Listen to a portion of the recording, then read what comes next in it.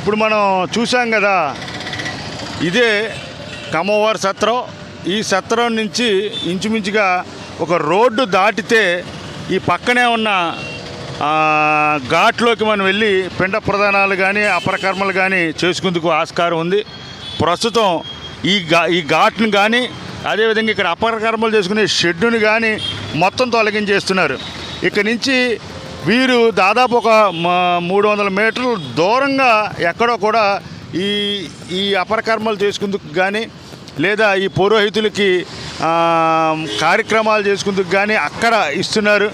దీనివల్ల ఇక్కడి నుంచి తడిబట్టలు కట్టుకుని ఆ యొక్క చెప్పులు లేకుండా వెళ్ళి రేవులో కలపడానికి ఎంత ఇబ్బంది పడతారో ఒక్కసారి ఆలోచించండి. దీనికి ఇక్కడున్న పురోహితులందరూ కూడా వ్యతిరేకిస్తున్నప్పటికీ వాళ్ళ నోళ్ళు నొక్కేసి ఇలా చేస్తే మొత్తానికి మీకు ఈ ఘాట్ మీదే ఏ విధమైన అధికారం లేకుండా చేస్తాం, ఏ కార్యక్రమాలు చేయకుండా చేస్తామని చెప్పి బ్లాక్మెయిలింగ్ చేసి వాళ్ళ నోళ్ళు నొక్కేశారు. అభివృద్ధి పేరుతోటి వీరు ఈ ఘాట్లని అదేవిధంగా స్థానఘట్టాలని కూడా నాశనం చేసే పరిస్థితి నెలకొల్తోంది.